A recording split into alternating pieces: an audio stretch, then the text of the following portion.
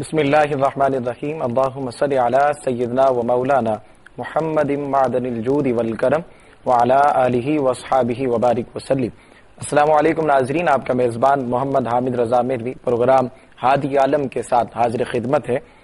الحمدللہ سیرت مصطفیٰ صلی اللہ علیہ وسلم کے حوالے سے یہ خصوصی پروگرام ہادی عالم صلی اللہ علیہ وسلم جو یکم ربیع الاول سے آپ میرے ساتھ دیکھ رہے ہیں، اور آج ہم آقا علیہ الصلوۃ والسلام کی سیرت کے خاص پہلو پر گفتگو کریں گے۔ اور آج کا جو پہلو ہم نے انتخاب کیا ہے عفو درگزر کے حوالے سے۔ آقا کریم صلی اللہ علیہ وسلم میں عفو درگزر اسی صفت کی طرح پایا جاتا ہے جس طرح باقی صفات جو ہیں با کمال آقا علیہ الصلوۃ والسلام کی ذات میں پائی جاتی ہیں۔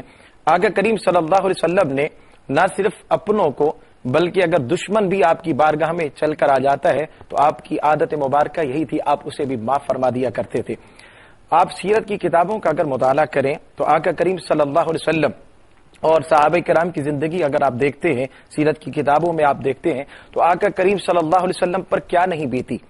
آپ کو مجنون اور دیوانہ بھی کہا گیا، آقا کریم صلی اللہ علیہ وسلم پر کچرا بھی پھینکا گیا، آقا کریم صلی اللہ علیہ وسلم جس راستے سے گزرتے ہیں وہاں کانٹے بھی بچھائے گئے، اور جس وجہ سے آقا علیہ الصلوۃ والسلام کے نورانی پاؤں زخمی بھی ہو جاتے تھے، لیکن اس کے باوجود بھی کہیں بھی آقا علیہ الصلوۃ والسلام نے بد دعا نہیں کی، بلکہ حضرت خباب رضی اللہ تعالیٰ عنہ کہتے ایک مرتبہ جب ہم ظلم و ستم سے تنگ آ گئے تو میں نے آقا کریم صلی اللہ علیہ وسلم کی بارگاہ میں عرض کیا، رسول اللہ صلی اللہ علیہ وسلم یہ ظلم ہم کب تک سہیں گے، آپ ان کے لیے بد دعا کیوں نہیں کرتے تاکہ یہ تباہ و برباد ہو جائے۔ تو آقا کریم صلی اللہ علیہ وسلم نے، حضرت خباب کہتے ہیں کہ آقا علیہ السلام کا چہرہ مبارک تبدیل ہو گیا، یعنی غصے سے سرخ ہو گیا، اور آپ نے فرمایا کہ خباب تم نہیں جانتے کہ ہم سے پہلے لوگوں نے کتنی تکلیفیں برداشت کی ہیں، کتنی تکلیفیں برداشت کی ہیں، انہوں نے حق کا ساتھ نہیں چھوڑا، انشاءاللہ اللہ رب العزت دین اسلام کو بھی کمال تک پہنچائے گا۔ اور اگر ہم آقا علیہ الصلوۃ والسلام کے نبوت کے 10ویں سال میں جب آقا کریم صلی اللہ علیہ وسلم قبیلہ بنو ثقیف کی طرف دعوت اسلام دینے کے لیے تشریف لے گئے طائف میں، وہاں کتنی زیادتیاں کی گئیں، آقا علیہ الصلوۃ والسلام پر کتنی تکلیفیں آپ کو پہنچائی گئیں، آپ کا جسم مبارک لہولہان ہوا، زخمی ہوا، یہاں تک کہ جوتے مبارک خون سے بھر گئے۔ اس وقت بھی آپ نے بد دعا نہیں کی، بلکہ اس وقت بھی فرشتوں نے یہ حالت دیکھی تو کانپ اٹھے، اور پہاڑوں کے فرشتوں نے آ کے عرض کی یا رسول اللہ صلی اللہ علیہ وسلم اگر آپ حکم فرما دے تو ہم ان پر پہاڑوں کو الٹ دیں تاکہ یہ تباہ و برباد ہو جائیں، لیکن آقا کریم صلی اللہ علیہ وسلم نے ارشاد فرمایا کہ میں ان کی بربادی نہیں چاہتا، میں تو یہ چاہتا ہوں تاکہ یہ ہدایت پر آ جائیں۔ مجھے امید ہے کہ ان کی آنے والی پشتے جو ہے وہ صرف اللہ کی عبادت کریں گے اور اس کے ساتھ کسی کو شریک نہیں ٹھہرائیں گے۔ اگر ہم جنگ احد میں دیکھتے ہیں آقا کریم صلی اللہ علیہ وسلم کا چہرہ مبارک بھی زخمی ہوا ہے، دانت مبارک بھی شہید ہوا ہے، لیکن اس وقت بھی آقا کریم صلی اللہ علیہ وسلم کی بارگاہ میں صحابہ کرام نے عرض کیا رسول اللہ اب بد دعا کیجیے ان کے لیے تاکہ تباہ و برباد ہو جائیں۔ اس وقت بھی میرے آقا نے کیا دعا کرتے ہیں، اللہم اغفر لقومی فانہم لا یعلمون، مولا میری قوم کو معاف کر دے کیونکہ یہ نہیں جانتے۔ اور بالخصوص عفو درگزر کے حوالے سے جو فتح مکہ کے موقع پر جو واقعہ دیکھنے کو آتا ہے، آقا کریم صلی اللہ علیہ وسلم اونٹنی پہ سوار ہے اور کعبۃ اللہ کے سامنے ہے، آپ کے پروانوں نے ہر طرف سے آپ کو گھیر رکھا ہے اور مجرم بھی انہی کے ساتھ ہیں۔ اب اگر میرے آقا چاہتے، جب فتح مکہ ہوا اللہ نے آپ کو فتح عطا کی تھی، چاہتے تو آپ ان سے بدلہ لے سکتے تھے، چاہتے تو آپ غالب تھے اس وقت، وہ انتقام لیتے، انہوں نے کوئی کسر نہیں چھوڑی تھی آقا علیہ الصلوۃ والسلام کو تکلیفیں دینے میں۔ میرے آقا چاہتے تو ان سے بدلہ لیا جا سکتا تھا، لیکن میرے آقا کریم صلی اللہ علیہ وسلم نے ان سے پوچھا، ان سے سوال کیا کہ آپ میرے بارے میں کیا گمان رکھتے ہیں؟ سب نے بیک آواز ہو کر کہا ہم آپ کو کریم سمجھتے ہیں، کریم جانتے ہیں۔ جب جی میرے محبوب نے سنا تو فرمایا کہ ہم نے تمہیں معاف کیا ہے، سب کو آقا کریم صلی اللہ علیہ وسلم نے معاف فرما دیا، لیکن کچھ ایسے لوگ بھی تھے جنہیں معاف نہ کیا گیا، ان میں ایک نام کعب بن زہیر کا بھی آتا ہے۔ جب اسے یہ خبر ملی کہ میرے بارے میں خبر ہے، جب کعب بن زہیر کہیں مل جائے تو اس کو لے آئے، اور کعب بن زہیر کو جب یہ پتا چلا وہ حضور کی بارگاہ میں منہ چھپا کر آتا ہے اور آ کر عرض کرتا ہے اگر کعب بن زہیر آپ کی بارگاہ میں آ جائے اور معافی مانگ لے آپ اسے معاف کر دیں گے؟ میرے آقا نے مسکراتے ہوئے فرمایا کعب تم آگے ہو، جاؤ تمہیں بھی معاف کیا۔ تو آج ہم نے جو موضوع کا انتخاب کیا ہے عفو درگزر کے حوالے سے آج ہم گفتگو کریں گے۔ ہمارے ساتھ آج مہمان موجود ہیں، آپ سب کی جانی پہچانی شخصیت ہیں، آپ انہیں بہت پسند کرتے ہیں، بہت پیاری گفتگو کرتے ہیں، مختلف پروگرامز میں آپ انہیں دیکھا کرتے ہیں۔ ہمارے ساتھ تشریف فرما ہے مفتی محمد عامر صاحب، اور ان کے ساتھ ہی اسلامک ریسرچ اسکالر ممتاز عالم دین محترم جناب مفتی محمد راشد القادری صاحب، السلام علیکم ورحمۃ اللہ۔ وعلیکم السلام۔ وعلیکم السلام۔ دونوں شخصیات کو اپنے پروگرام ہادی عالم صلی اللہ علیہ وسلم میں خوش آمدید کہتا ہوں۔ صاحب، جو آج ہم نے آقا علیہ الصلوۃ والسلام کی سیرت کا ایک پہلو لیا ہے، عفو درگزر، میں چاہتا ہوں کہ پہلے ناظرین کو عفو درگزر کا مطلب اور مفہوم بتا دیا جائے کہ عفو درگزر ہے کیا۔ بسم اللہ الرحمن الرحیم۔ بہت شکریہ مہروی صاحب آپ کا، اور ماشاءاللہ تفصیلاً مفصلاً جو ابتدائیہ آپ نے عفو گزر کی مثالیں پیش کی ہیں، یقیناً ہمارے ناظرین کو اس کے مفہوم سے آگاہی ہو گئی ہوگی۔ عفو درگزر یہ دونوں ایک ہی لفظ ہیں، اور پہلا لفظ عربی ہے، دوسرا فارسی ہے، جس کا مطلب ہوتا ہے معاف کرنا۔ ٹھیک۔ اصطلاح میں عفو درگزر یا معاف کرنے کا اطلاق اس وقت ہوتا ہے، یعنی قرآن حکیم میں جہاں خذ العفو یا اور دیگر مقامات پر عفو اختیار کرنے کی تعلیم دی گئی ہے، اس سے مراد یہ ہے کہ انسان طاقت رکھتا ہو، پاور رکھتا ہو، قدرت رکھتا ہو، اختیار رکھتا ہو، اس کے باوجود یعنی بدلہ اور انتقام پر قادر ہو، مگر پھر بھی سامنے والے کی غلطی پر، اس کی زیادتی پر معاف کر دے، انتقام نہ لے، یہ کہلاتا ہے عفو درگزر۔ تھوڑی سی میں یہاں پر یہ وضاحت بھی کر دوں کہ عفو درگزر باقی صفات جو اخلاقی ہیں ان کی طرح مجرد نہیں ہے کہ براہ راست اس کو اختیار کیا جائے۔ یہ وہ انسانی کردار کی اعلیٰ ترین بلند ترین صفت ہے کہ جس کے حصول سے پہلے کچھ اخلاقی صفات کا ہونا انتہائی ضروری ہے۔ مثال کے طور پہ وہی شخص معاف کر سکتا ہے کہ جس کے پاس پہلے سے ہی حلم یعنی برداشت کا مادہ ہو، کیونکہ اگر کوئی شخص برداشت اپنے اندر نہیں رکھتا، معافی کی نوبت آنے سے پہلے ہی وہ بلاسٹ ہو جاتا ہے، انتقام اور بدلے کی کارروائی کر گزرتا ہے۔ اسی طرح عفو درگزر کرنے والے کے لیے ضروری ہے کہ اس کے اندر صبر کا مادہ ہو۔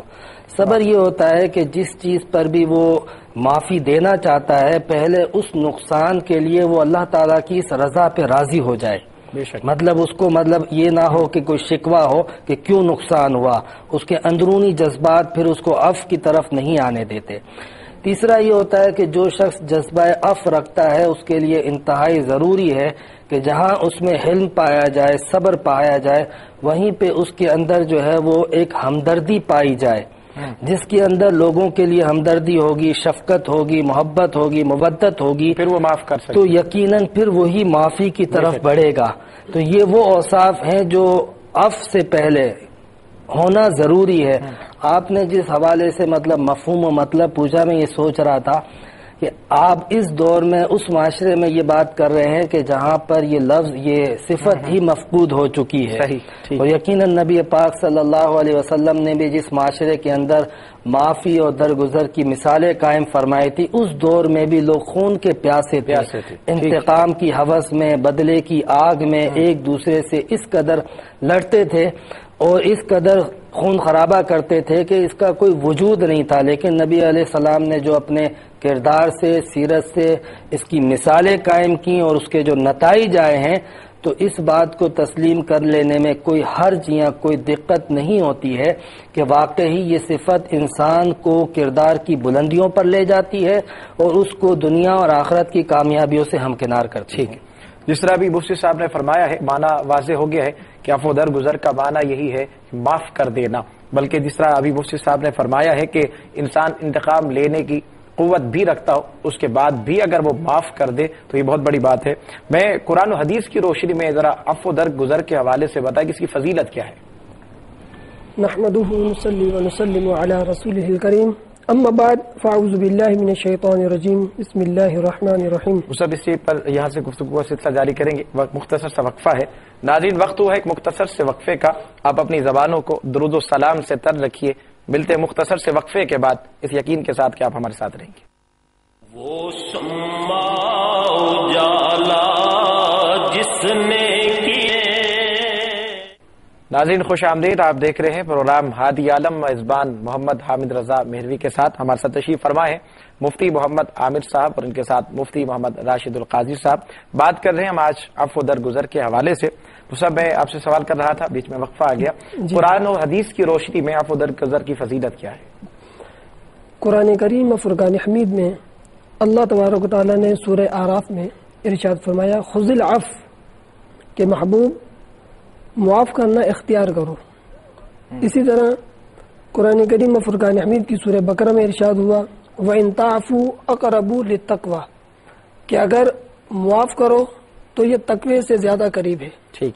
تو 2 آیتیں اس موضوع کی وضاحت کے لیے کافی ہیں کہ ایک تو اللہ رب العزت خود اپنے محبوب کریم علیہ الصلوۃ والسلام کو یہ ایسی صفت اعلیٰ ہے جس کو اختیار کرنے کا حکم ارشاد فرما رہا ہے کہ محبوب آپ معاف کرنا اختیار کرو، کیونکہ رب العزت جانتا تھا کہ جس دور میں اور جن مراحل کے اندر اپنے محبوب کی ولادت اور پھر بعثت کا یہ سلسلہ ہوا وہ ایسا دور تھا جس کے اندر عفو درگزر کے اگر کام نہ لیا جائے تو بہت بڑے مسائل کھڑے ہو سکتے تھے. تو اللہ نے اپنے محبوب کو اس صفت کو اعلان فرما کر یہ آگے فرمایا کہ وَأْمُرْ بِالْعُرْفِ اور ساتھ اے محبوب بھلائی کا حکم بھی دیتے رہیے اور وَأَعْرِضْ عَنِ الْجَاهِلِينَ جاہلوں سے اعراض بھی کرتے رہیے. اب اسی آیت پر اگر ہم کلام کریں تو بڑا طویل کلام ہو سکتا ہے، لیکن ہمارا موضوع چونکہ عفو درگزر ہے تو قرآن کریم فرقان حمید کی دوسری آیت سے کہ درگزر کو اپنانا یہ تقوی سے زیادہ قریب ہے. تو کوئی بندہ اگر پرہیزگاری متقی بننا چاہے، الحمدللہ ہر مسلمان کی خواہش ہوتی ہے، تو اسے چاہیے کہ اس صفت اعلیٰ جو حضور علیہ الصلوۃ والسلام میں بدرجہ اتم و کمال پائی جاتی ہے اس کو اپنائے. ٹھیک. عفو درگزر کی گھریلو زندگی میں جہاں ہم دیکھتے ہیں چھوٹی چھوٹی سی بات پہ بات بڑھتی اور بڑھتی چلی جاتی ہے، گھریلو زندگی میں اس کی کیا اہمیت ہے؟ جی ہاں، دیکھیں عفو درگزر جو ہے وہ ایک ایسا وصف ہے کہ اس کو معاشرے کے اندر، اپنے سوسائٹی کے اندر اور بالخصوص اپنے گھر کے اندر تو انتہائی ناگزیر ہے.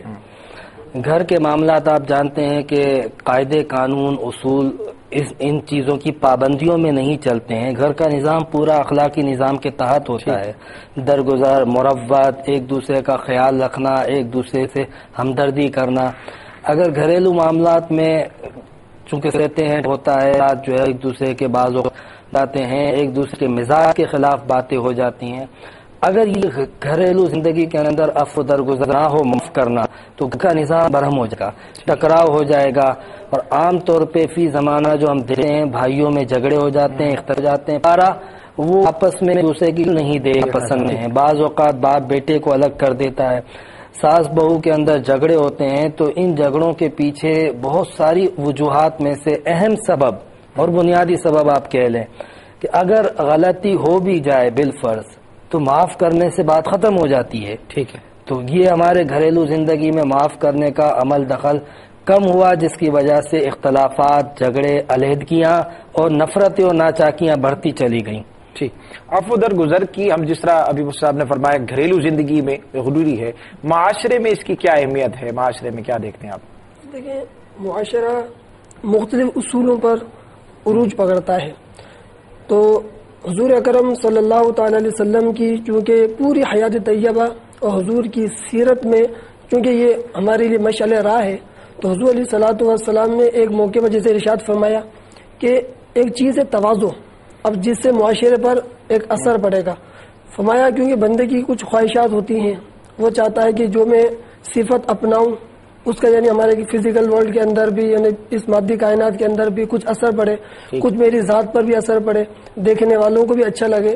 تو ان سارے پہلوؤں کو مد نظر رکھتے ہوئے حضور علیہ الصلوۃ والسلام نے 3 اصول بیان فرمائے کہ فرمایا اگر تم تواضع اختیار کرو تو بندے کی رفت میں اضافہ ہوگا، اس کی بلندی میں، اس کے اسٹیٹس میں اضافہ ہوگا. فرمایا اگر عفو درگزر کو اپناؤ گے تو اللہ تبارک و تعالیٰ تمہاری عزت میں اضافہ فرمائے گا. ٹھیک.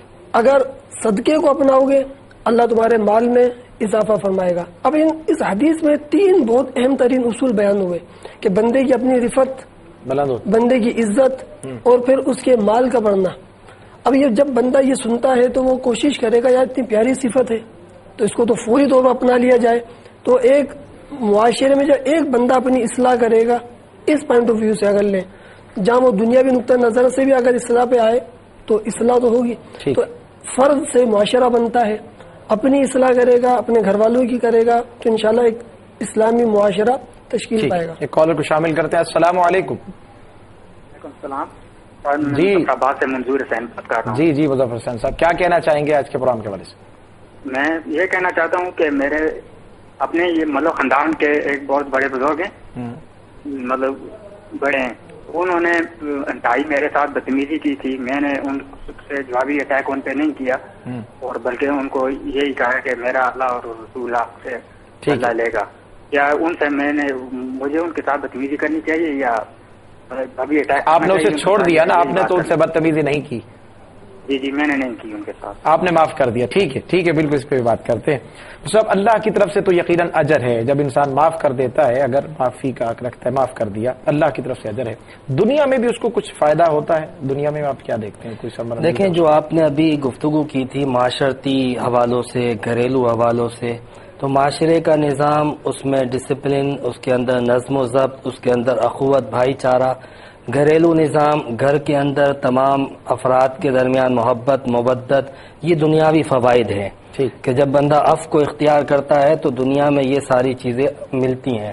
پھر جہاں تک عزت، رفعت، بلندی ہے وہ بھی ملتی ہے یقیناً، لیکن آپ یہ دیکھیے کہ جس طرح آپ نے دنیاوی فوائد پر گفتگو کی، ہم سیرت طیبہ کے حوالے سے دیکھتے ہیں کہ نبی پاک صلی اللہ علیہ وسلم نے جب دعوت و تبلیغ کے کام کا آغاز فرمایا تھا تو اس وقت جس طرح کی مزاحمت، مخالفت تھی، ایک تو ان مزاحمت اور مخالفت کو برداشت کرنے کا جو تکالیف دی جاتی تھی، آخرت میں اجر تھا، دوسرا اس کا جو فائدہ حاصل ہو رہا تھا دعوت اور تبلیغ کے حوالے سے دنیاوی سطح پر، وہ یہ حاصل ہو رہا تھا کہ جو ان کا مقصد تھا وہ جاری و ساری رہا، اور جو سائلنٹ میجورٹی تھی، جب انسان کوئی دعوت پیش کرتا ہے تو لوگ دیکھتے ہیں، مخالفین اس کو روکتے ہیں، اور ایک طبقہ ہوتا ہے جو دیکھتا ہے اس تماشے کو یہ کیا ہو رہا ہے، تو وہ طبقہ جو دیکھنے والا تھا جب ایسے لوگوں کو دیکھتا ہے کہ یہ درگزر کرتے ہیں، یہ معاف کرتے ہیں، ان کی ہمدردیاں ان کو حاصل ہو جاتی ہیں، اور یہ طبقہ بھی جن طبقے سے مخالفت چل رہی ہوتی ہے وہ انتظار کرتا ہے کہ کسی طرح بھی ہم ان لوگوں کو دعوت کے کام سے روکیں، اس کے لیے یہ رویہ۔ آپ کو کچھ ہے مطلب گفتگو فون آیا ہے؟ نہیں بات جاری۔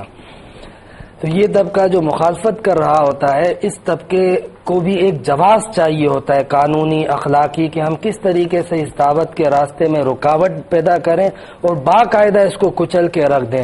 تو جب یہ طبقہ درگزر سے کام نہ لے، جیسے نبی پاک صلی اللہ علیہ وسلم نے جو صحابہ اکرام کی تربیت فرمائی تھی وہ اتنی بلند ترین اور اعلیٰ تربیت تھی کہ سیسا پلائی ہوئی دیوار بن گئے، ان کو ریت پر، سنگلاخ ریت پر گھسیٹا جاتا تھا، چٹیل میدانوں میں ان کو تکالیف دی جاتی تھی، ان پہ جو ہے وہ گرم لوہے جو ہے وہ ان کی پیٹھوں پر لگائے جاتے تھے، کوڑے لگائے جاتے، پتھر برسائے جاتے، لیکن ایک مثال بھی ایسی نہیں ملتی ہے کہ کسی بھی صحابی نے، کسی نے بھی جو اس وقت ایمان لایا تھا اس کو مزاحمت کا سامنا کرنا پڑا ہو، یعنی اس نے رکاوٹ پیدا کی ہو، جوابی حملہ، جوابی کارروائی کی ہو۔ یہ صرف نبی کریم علیہ السلام کی جو تربیت تھی انہوں نے درگزر کیا، نتیجہ یہ آیا کہ لوگوں کی ہمدردیاں حاصل ہوئی، یہ دنیاوی فائدہ تھا، نتیجہ یہ آیا کہ لوگ جو ہے وہ جوک در جوک اسلام کی طرف مائل ہوئے۔ ٹھیک ہے اس صاحب، آپ کی طرف جب گھر میں ایک چھوٹی سی بات ہوتی ہے، ہم دیکھتے ہیں وہ بات بڑھتی چلی جاتی ہے اور پھر وہ نسلوں تک وہ بات بڑھتی چلی جاتی ہے اور نسلوں میں جو ہے فرق آ جاتا ہے، خاندان کے خاندان جو ہے وہ چھوٹی سی بات پہ جدا ہو جاتے ہیں اور ہم معاف کرنے کا کہیں تصور نہیں دیکھتے، تو اس کی وجہ کیا ہو سکتی ہے؟ اس کے پیچھے کیا ہے؟ انا پرستی ہے یا تکبر ہے یا اس کی وجہ کیا ہے جو ہم اس کو معاف نہیں کر پاتے؟ دیکھیں فی زمانہ اگر یہ ساری مثالیں بھی ہم لیں، ایک تو جہالت بھی ہے، انا پرستی بھی ہے، اور سب سے بڑی جو جسے ہم کہتے ہیں ایک میجر فالٹ ہے وہ یہ ہے کہ ہم لوگ علم دین سے بڑا دور ہیں، ٹھیک، بہت ہی دور۔ اس کا ایک افیکٹ، اثر یہ پڑتا ہے معاشرے پر یا اس بندے پر یا گھر پر کہ چونکہ اسے معلومات ہوتی نہیں ہے۔ اب جیسے کہ حضور علیہ الصلوۃ والسلام نے اتنے پیارے اصول بیان فرمائے کہ جو تم سے تعلق کو توڑے تم اس سے جوڑو۔ اب اگر اسی ایک اصول کو لے کر ہم اپنی زندگی کو اگر ڈیولپ کرنا چاہیں تو انشاءاللہ ہم ترقی کر سکتے ہیں۔ ہمارے گھر میں بھی سکون، یعنی جو ایک پرسنل کانفلکٹس ہمارے گھر میں ہوتے ہیں اس کے اندر بھی سکون ہو سکتا ہے، ہماری زندگی کے دیگر جو ایکٹیویٹیز ہیں اس کے اندر بھی سکون آ سکتا ہے صرف ایک صفت کو اپنانے سے۔ پھر دوسرے موقع میں حضور نے جو تمہیں محروم کرے تم اسے کرو، صحیح. اب ہمارے گھروں میں آپ دیکھیں گے کہ اکثر ہمارے جھگڑے ہوتے ہیں کہ اس نے یہ کہا، اس نے یوں کیا. درگزر ہماری سوچوں میں، ہماری تھنکنگ میں، ہمارے کنسپٹ میں یہ چیز نہیں ہے. صرف ایک حضور علیہ الصلوۃ والسلام کی اس سیرت کے اس پہلو کو اپنا لے، ہمارا گھر ایک اصلاح کا گہوارہ بن جائے گا. بے شک. تو ہمیں چاہیے کہ ہم اس پر عمل درآمد کریں. سب قبلہ، کیا اسلام میں کہیں عفو درگزر کرنے سے منع بھی کیا گیا؟ کہیں ایسی صورت بھی حال ہے؟ درگزر ایک ایسا وصف ہے جس کا حکم تو علی الاطلاق ہے، لیکن اس کے اندر کچھ ایسے موقع اور محل ہوتے ہیں جو انڈرسٹوڈ ہیں کہ وہ درگزر کا محل ہی نہیں ہے. تو آپ کہہ سکتے ہیں کہ یہ جو ہے وہ مستثنا ہے، یہ ایکسیپشنز ہیں. مثلا ایک قاضی ہے، وہ اگر فیصلہ کرتے ہوئے درگزر سے کام لے، چوروں کو، مجرموں کو، ہر ایک کو معاف کرتا رہے، تو پھر وہ معاشرے کے اندر نظم و ضبط، امن و امان اور انصاف قائم نہیں کر سکتا ہے. لہذا ایک قاضی کو اپنی جگہ پر اپنے اس منصب پہ جب بیٹھنا ہوگا تو وہ یقیناً پھر جس کا جو بھی جرم ہے اس کے مطابق جزا اور سزا کا معاملہ رکھنا پڑے گا. اسی طریقے سے آپ دیکھیے کہ نبی کریم صلی اللہ علیہ وسلم کی سیرت مبارکہ سے یہ پہلو بھی سامنے آیا کہ اپنی ذات کے لیے حضور علیہ السلام نے کبھی انتقام یا بدلہ نہیں لیا، لیکن یہ کہ جو اللہ تبارک و تعالیٰ کے دین کے راستے میں رکاوٹ بنے اور اس نظام کو روکنے کی کوشش کرتے رہے، تو ان کے لیے جب اللہ رب العزت کی بارگاہ سے حکم آیا تو آپ نے ان کو جو ہے وہ درگزر سے کام نہیں لیا. ٹھیک. حضور صلی اللہ علیہ وسلم کی سیرت جو ہم آج گفتگو کر رہے ہیں، موضوع ہے ہمارا عفو درگزر. کچھ مثالیں سیرت مصطفیٰ صلی اللہ علیہ وسلم کے حوالے سے ذرا روشنی ڈالیں اس پر. مثالیں تو الحمدللہ آپ نے ماشاءاللہ تمہید کے اندر کافی بیان فرمائی ہیں. سب سے بڑی جو مثال، اگر ایک ہی مثال جیسے کہ فتح مکہ کا موقع ہے، وہ مثال اگر ہم لیں کہ حضور علیہ الصلوۃ والسلام نے اپنی جانی دشمنوں کو معاف فرما دیا اور فرمایا لا تثریب علیکم اليوم، کہ آج تم سے کچھ مواخذہ، کوئی پوچھ گچھ کچھ نہیں ہوگا، تمہیں اللہ کی رضا کی خاطر معاف کیا.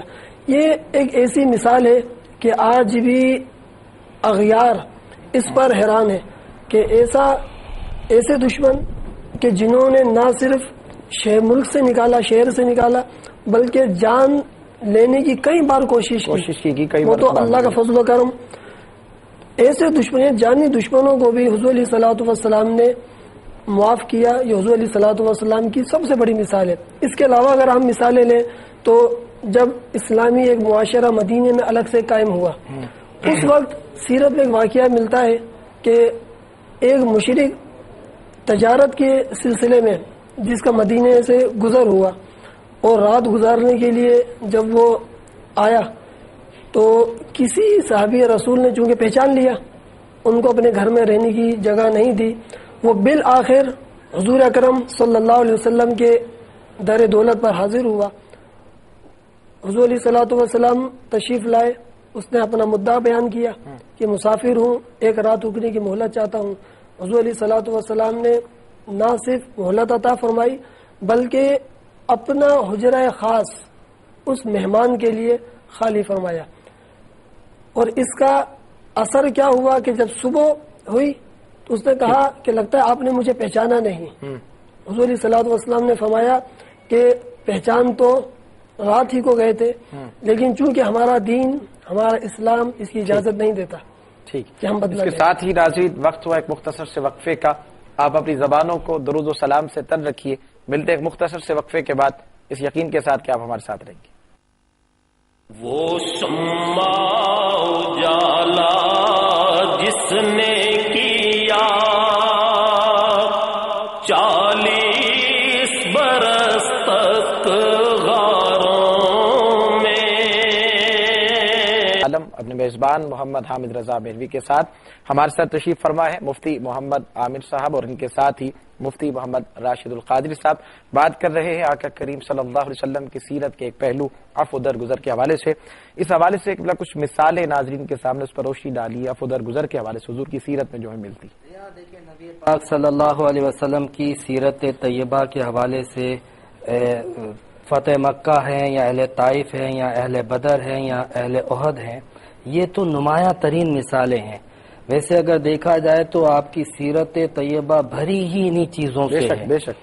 بلکہ میں اگر یہ کہوں کہ اسلام کے پھیلنے میں جس چیز نے سب سے زیادہ اثر انگیزی اختیار کی وہ تھا آپ کا عفو درگزر، تو یہ غلط نہ ہوگا، اس لیے کہ نبی پاک صلی اللہ علیہ وسلم کی حیات طیبہ میں ایسے بے شمار واقعات ہوئے کہ آپ کا یہ عفو درگزر سبب بنا مخالفین کے دل میں گھر کرنے اور محبت کرنے اور قریب آنے کا۔ ثمامہ بن اسال کی مثال آپ کے سامنے ہے کہ جب اس کو گرفتار کیا گیا، حضور علیہ السلام نے اس سے پوچھا کہ تو کیا توقع رکھتا ہے، تو اس نے کہا کہ قانون کے مطابق جو رواج ہے وہ تو یہی ہے کہ اگر مخالف اور دشمن پکڑا جائے تو اس کو قتل کر دیا جاتا ہے۔ دوسرے دن پھر نبی کریم علیہ السلام نے پوچھا تو اس نے یہی دوبارہ عرض کی کہ قانون تو یہی ہے۔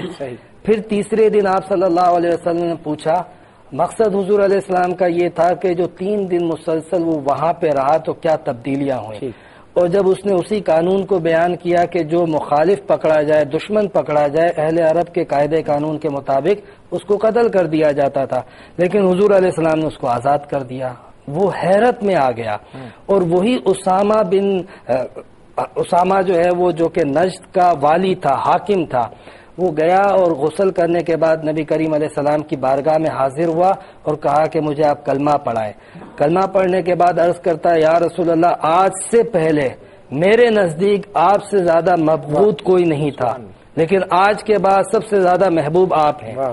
پھر کہتا ہے کہ میرے نزدیک دین اسلام سے زیادہ ناپسندیدہ دین کوئی نہ تھا، لیکن اب سب سے پسندیدہ دین جو میرے نزدیک ہے وہ یہی اسلام ہے، اور میں سب سے زیادہ ناپسند کرتا تھا اہل مدینہ کو، اب سب سے زیادہ پسند کرتا ہوں اسی بستی، اسی خطے کو۔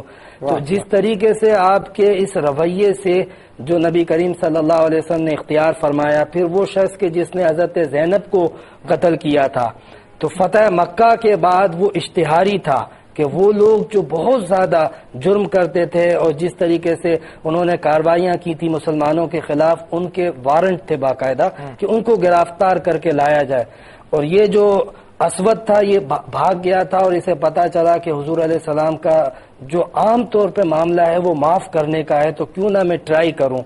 اس خیال سے آیا کہ یا رسول اللہ آپ سب کو معاف کر دیتے ہیں، ارادہ تو میرا یہ تھا کہ میں جنگلوں میں رہتا تھا اور اب جو ہے وہ میں ایران چلا جاؤں، لیکن مجھے پتا چلا کہ آپ معاف کر دیتے ہیں، اس لیے میں نے کہا کہ آپ کی خدمت میں آ کے میں معافی طلب کروں۔ تو وہ شخص کے حضور علیہ السلام کی صاحبزادی کو جو کہ حاملہ تھی ان کو شہید کیا، ان کو تکلیف دی، ان کو اذیت دی، لیکن نبی کریم صلی اللہ علیہ وسلم نے اس شخص کے معافی مانگنے پر اور حضور علیہ السلام کو عفو درگزر کا واسطہ دینے پر اس شخص کو بھی حضور نے معاف کر دیا، جس کا نتیجہ یہ آیا کہ اس نے بھی اسلام قبول کیا۔ تو اس طرح حضور علیہ السلام کی سیرت کا جو نمایاں پہلو تھا اور دین اسلام کے پھیلنے اور بڑھنے اور تبلیغ کا جو سبب تھا وہ آپ کا یہی معاف کرنا تھا۔ ٹھیک، اس سے پہلے بھی میں نے اس حوالے سے گفتگو کی، اب دوبارہ یہ سوال، اور اس میں بھی گھریلو زندگی بھی ہم دیکھتے ہیں، چھوٹی سی بات ہے، باپ اگر اپنے بیٹے سے کچھ کہہ دیتا ہے وہ بھی ناراض ہو کے چلا جاتا ہے، اور اگر بیٹا کوئی بات کہہ دیتا ہے اور باپ اس کو معاف کرنے کو تیار نہیں ہے، یہ معافی کی جو کمی ہے ہمارے اندر کہ ہم معاف نہیں کر رہے، اب کیا دیکھتے اس کو کہ ہمارے اندر خود میں کتنی غلطیاں ہیں، ہمارے اندر کتنے عیب ہیں، اور ہم دوسروں کو معاف کرنے کو تیار نہیں ہیں، آپ کیا کہیں گے اس میں؟ دیکھیے، بندہ اگر غور کرے کہ دیکھیں اللہ غفور الرحیم ہے، بے شک اللہ اپنے بندوں کو بڑی بڑی خطاؤں پر بخش دیتا ہے، معاف کر دیتا ہے۔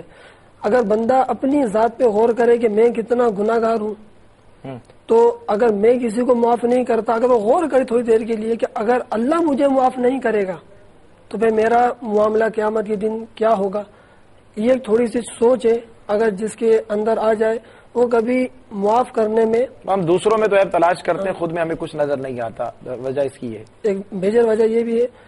اور دوسری بات ایک یہ کہ حضور علیہ الصلوۃ والسلام نے چونکہ کئی موقعوں پر مختلف ارشادات فرمائے، ایک موقع حضور نے یہاں تک ارشاد فرمایا کہ وعفو، معاف کرو، من یظلم، اگرچہ تم پر وہ ظلم کرے تم جب بھی اسے معاف کرو، ایسا حکم شارحین کرام فرماتے ہیں۔ کیوں؟ تاکہ ظلم کرنے والا جب یہ دیکھے کہ اس نے درگزر سے کام لیا تو وہ اس کی اس صفت اعلیٰ کو دیکھ کر ہو سکتا ہے اس میں نرمی دقت پیدا ہو۔ ٹھیک ٹھیک، جس عورت نے حضور صلی اللہ علیہ وسلم کے چچا کا کلیجہ چبایا، میرے آقا نے تو اسے بھی معاف کر دیا، اور آقا کریم صلی اللہ علیہ وسلم کا تو طریقہ یہ تھا، ہم اس وقت کہاں پہ کھڑے ہیں؟ جی ہاں بالکل آپ نے صحیح فرمایا. ہندا جس نے مطلب حضور علیہ السلام کے اتنے چہیتے چچا حضرت حمزہ سید الشہداء رضی اللہ تعالیٰ عنہ کا کلیجہ چبایا تھا، اور پھر جب وہ اسلام لے آئیں تو نبی پاک صلی اللہ علیہ وسلم کے اگر وہ سامنے آتی تو آپ نے کوئی انتقام اور نفرت کا اظہار نہیں کیا، فقط اتنا فرمایا کہ ہندا چہرہ پھیر لیا کر مجھے وہ یاد آ جاتے ہیں اپنے چچا، وہ تکلیف، وہ اذیت.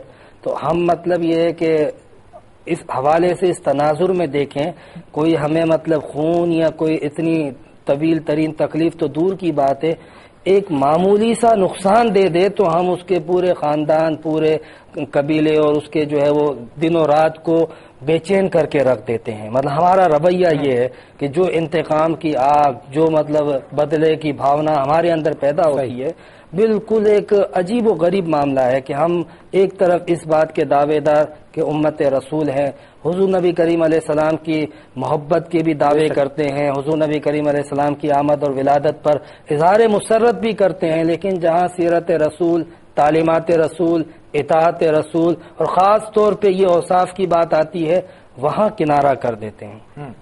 صاحب ہم یہ صفات عفو درگزر کی اپنے اندر کیسے پیدا کر سکتے ہیں؟ ہم نے گفتگو کی ہے اور بتا دیا سیرت مصطفیٰ صلی اللہ علیہ وسلم کے حوالے سے جو آپ نے مثالیں بھی پیش کی ہے.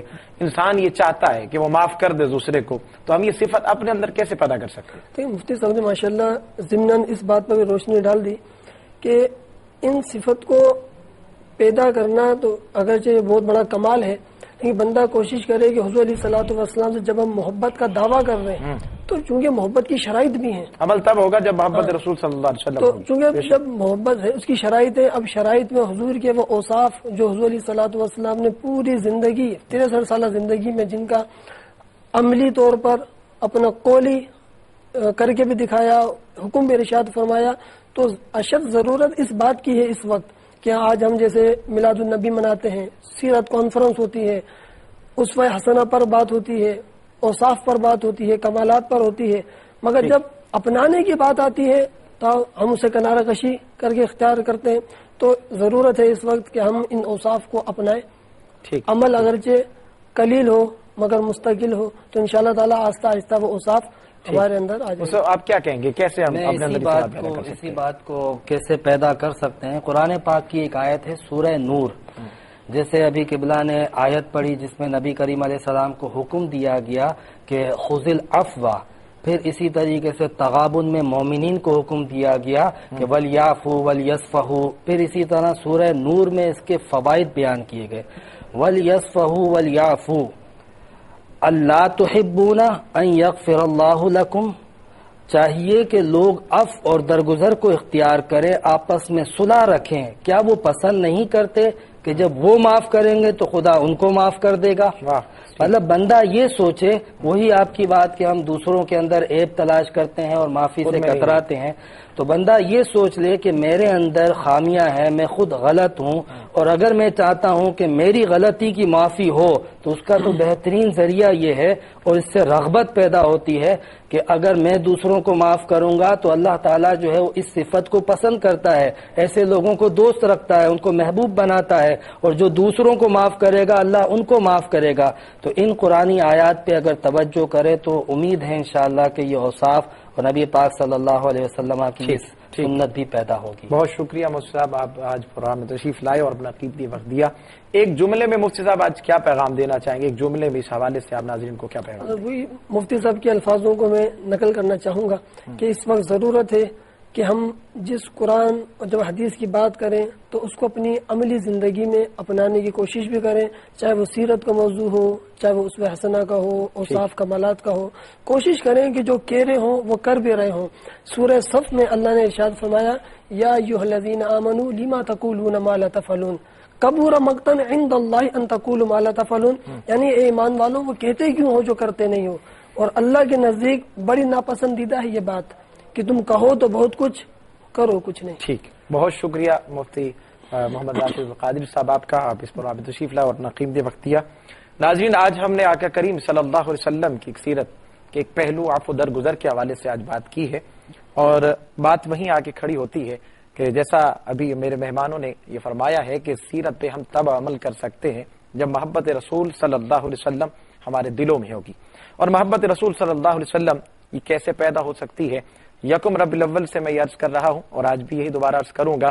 کوشش کیجئے کہ 12 ربیع الاول تک جتنا ہو سکے زیادہ سے زیادہ میرے محبوب کی بارگاہ میں درود و سلام کا تحفہ پیش کیجئے. بلکہ میں نے یہ کہا ہے کہ آپ کوشش کریں کہ جتنا درود و سلام آپ پڑھ سکتے ہیں، ای میل آپ ٹیلی ویژن اسکرین پہ یقیناً دیکھ رہے ہیں، وہ آپ اس پر ہمیں ای میل کیجئے کتنا آپ نے درود و سلام اب تک پڑھا ہے. بلکہ ہر اپنے گھر میں اپنے بچوں کے ساتھ بیٹھ کر اتنا تو وقت دیں، کم از کم 12 منٹ بیٹھ کر محبوب کی ذات پر درود و سلام بھیجیں، تاکہ 12ویں شب کو جب یہاں سے خصوصی دعا کی جائے تو میں چاہتا ہوں لاکھوں کروڑوں کی تعداد میں لاکھوں لوگ دیکھتے ہیں. آپ اگر پڑھتے ہیں درود و سلام تو ہمیں تعداد بتائیے تاکہ کروڑوں کی تعداد میں یہ تحفہ جو ہے آقا کریم صلی اللہ علیہ وسلم کی بارگاہ میں پیش کیا جائے. حضرت ابو طلحہ رضی اللہ عنہ سے روایت ہے، فرماتے ہیں آقا کریم صلی اللہ علیہ وسلم کی بارگاہ میں ایک مرتبہ حاضر ہوا تو آقا کریم صلی اللہ علیہ وسلم کو مسکراتے ہوئے پایا، بڑے خوش ہیں اور بڑا حشاش بشاش چہرہ دیکھا. تو میں نے عرض کی یا رسول اللہ صلی اللہ علیہ وسلم اس خوشی کی وجہ کیا ہے؟ تو آقا کریم صلی اللہ علیہ وسلم نے ارشاد فرمایا کہ ابھی جبریل علیہ السلام میرے پاس تشریف لائے اور آ کر ہی خوشخبری دی ہے، اور میں خوش کیوں نہ ہوں کہ رب کائنات نے ارشاد فرمایا ہے کہ جو آپ پر ایک مرتبہ درود و سلام بھیجے گا اللہ رب العزت اس پر 10 رحمتیں نازل فرمائے گا، اس کے 10 درجات کو بلند فرمائے گا اور 10 خطاؤں کو معاف فرمائے گا. جتنا ہو سکے زیادہ سے زیادہ درود و سلام پڑھ کر اس کی تعداد ہمیں بتائیے. اور آج عفو درگزر کے حوالے سے پیغام دینا چاہوں گا، خصوصاً ان نوجوانوں کو جنہوں نے اپنے والدین کو ناراض کیا ہوا ہے. براہ کرم بے شمار واقعات جو ابھی قبلہ مفتی صاحب نے بھی بیان کیے ہیں اور میں نے بھی کچھ عرض کی ہے، کوشش کیجیے خاص طور پر یہ مہینہ جو ہے رحمتوں کا مہینہ ہے اور یہاں ہم کچھ بھی مانگتے حضور کی میلاد کا صدقہ یقیناً ہمیں ملے گا. اپنے والدین کو راضی رکھیے، آپ کے والدین اگر آپ سے راضی ہوں گے تو یقیناً خدا بھی آپ سے راضی ہوگا. اسی کے ساتھ ہی اپنے میزبان محمد حامد رضا مہدوی کو اجازت دیجیے. کل اسی ٹائم دوبارہ نئے مہمانوں کے ساتھ نئے موضوع کے ساتھ ملاقات ہوگی. تب تک کے لیے اللہ حافظ. وہ شمع اجالا جس نے کیا 40 برس تک غاروں میں. ARYQ TV پیش کرتا ہے حافظ ڈاکٹر نثار احمد